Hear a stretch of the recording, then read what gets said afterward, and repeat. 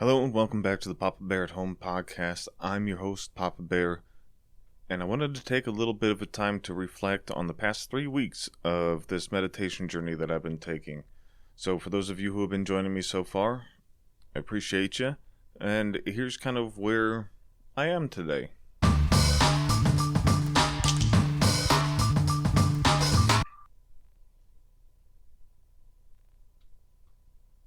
So now let's start with where was I when I started this journey? I just started therapy again. Actually, I was just about to start therapy again. I was nervous. I was anxious. I was having at least one panic attack a day. I was depressed. I was feeling hopeless. I was just generally kind of down in the dumps. I had things to look forward to in my life, but it wasn't like, I don't know. It was just like an empty space. If you understand what I'm saying, it was a feeling of hopelessness.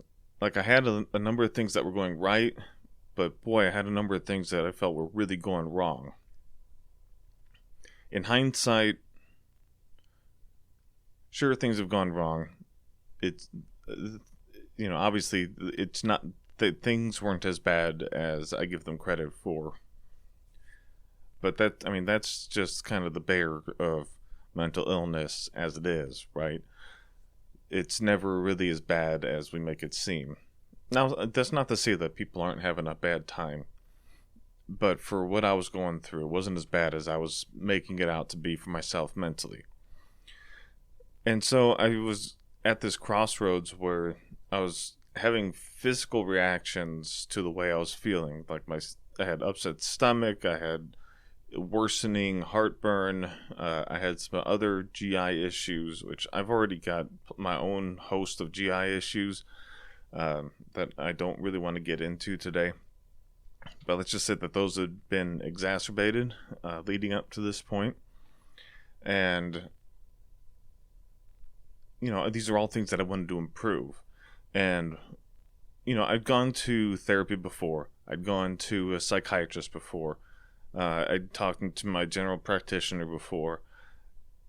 The thing I hadn't done was really give meditation a shot.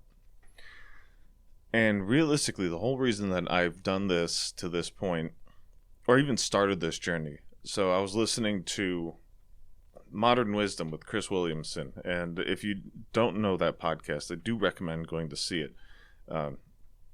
He's a phenomenal interviewer, and he has on a host of guests who, they're all just brilliant, and the conversations are really in depth, and it's, I don't know, it's unique. It's really, I can't say unique. There's a number of good interview shows out there. Diary of a CEO is another one that I would recommend you taking a look at. But with the Chris Williamson one, he has a list of like 100 books that he offers out for free. The list, not the books. That have been transformative to him in some way. I don't have the budget to go out and buy those 100 books, and I also don't have the attention span to sit and read those books. But what I do have is a library card, and I've got access to the Libby app, which if you don't have, it's an app that you can go and you can download your you put in your library card numbers, and then you're able to download digital books and audiobooks and digital magazines now, among other things. So that came out. So I've been kind of slowly getting these books coming in as they become available, because they are all pretty popular books. But the first one I was able to get my hands on is this book called Why Buddhism is True. And you'll have to forgive me, I don't remember the author's name at the time.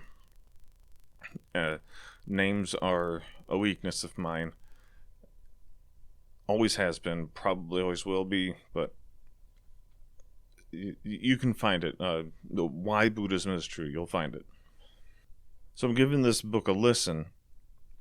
I'm trying to do my best to go into it with an open mind, because my assumption going into it was that this was going to be a book trying to preach to us about Buddhism and tried to convert us to Buddhism, and it wasn't.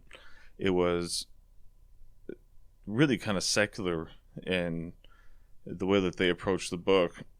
So it wasn't like pushy religious. It was, these are the philosophies of Buddhism, and this is how the author has applied it to his life. And a big push of that was the different types of Buddhist meditations. And just, I don't know, something about it really resonated with me.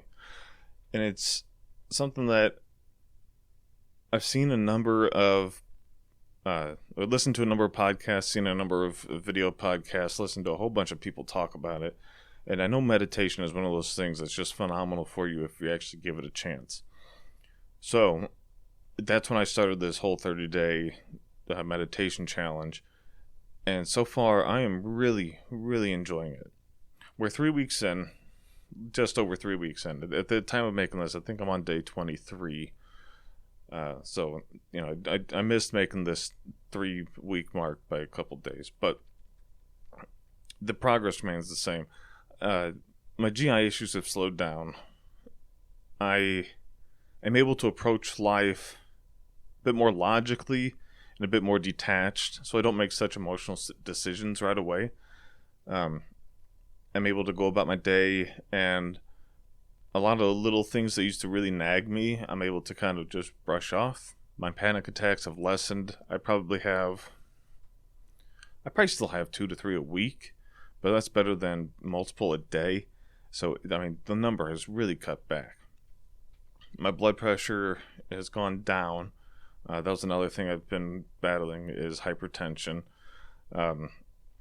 So my blood pressure has gone down.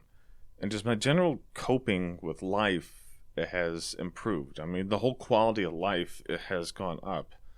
Part of that might be, part of that's obviously due to, it may not be obvious, but in my mind it's obvious, is due to the meditation. Part of it is also I have a new outlet for me to kind of talk out my feelings, and also, I don't know, spread a message of, it's okay to struggle as long as you keep moving forward. This whole YouTube thing is, it's new to me, but I'm enjoying it, and I hope some of you are enjoying it too. Even if you don't make it all the way through the videos, I appreciate even you giving a couple minutes worth of a look. So yeah, I mean, the effects of this have been really profound pretty quickly, and it's something that I hope to continue moving forward with. With that, I'm going to keep looking into the different types of meditations, the different kind of Eastern philosophies and thoughts on different methods of meditations, along with some kind of New World ideas with it. I want to kind of take a look at the Hindu side of meditation, the yoga, and to them, yoga isn't necessarily like the different postured movements. The yoga is the meditation, and we've adapted the word yoga to include all of those movements, which is something I would like to do. I've enjoyed yoga, our version of yoga in the past, so it's something I'd like to do again. But I want to find some different, Hindu meditations and try to get into those and just kind of see. I know that there's similarities within the two religions, but I also know that they are very different in their approach to life and their thoughts around, just everything. So I'm just curious how the different meditations and the different guidances will affect me, and do I prefer one over the other? Do I want to blend the two? Do I want to find something completely different? So I got stuff that I'm looking forward to, and that's something that I haven't had in a while. I've got a kid on the way, so I have something to look forward to there. But like everything else is just kind of, every day has been just kind of a rinse and repeat of the day before. And now that I've started this, I do the meditation in the evening, and I've recently started doing a short meditation in the morning just to get me kind of centered and ready for the day. And I don't know, I'm just really enjoying life a little bit more. So if any of you are really looking for a way to I don't know, maybe you've hit like a bit of a plateau in your mental health journey, and you feel like you've tried everything. Just give it a try. The My playlist that I'll have hopefully a card for if you're watching this on YouTube. Otherwise, go to my YouTube channel, and if you can find this, great. If not, you can find my playlist. My playlist, Zen with Ben, me, and that goes through every day that I've done so far. And I've posted the videos that I've used as a guided meditation, along with my thoughts on how I received that meditation, how I felt going through it and after it, etc. So really, it's been, gosh, it's I don't want to say it's been fun. It has been fun, but it's been transformative is the best way that I can really put it. I don't know what else to say. I don't know how else to say it. So it's been transformative as it's supposed to be, and I think that, already 3 weeks in, I've had a number of transformations already, and I think that I'm going to continue to have greater and greater mental health and physical health benefits as I continue this journey and become a better practiced meditator.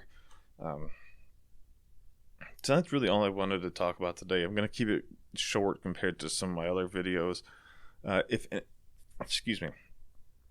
any of you have any questions about what I'm doing, where we're going with this, looking for resources, anything, any channels that I've come across, just whatever. Even if you just want to drop a line and say, hey, by all means, please drop a comment.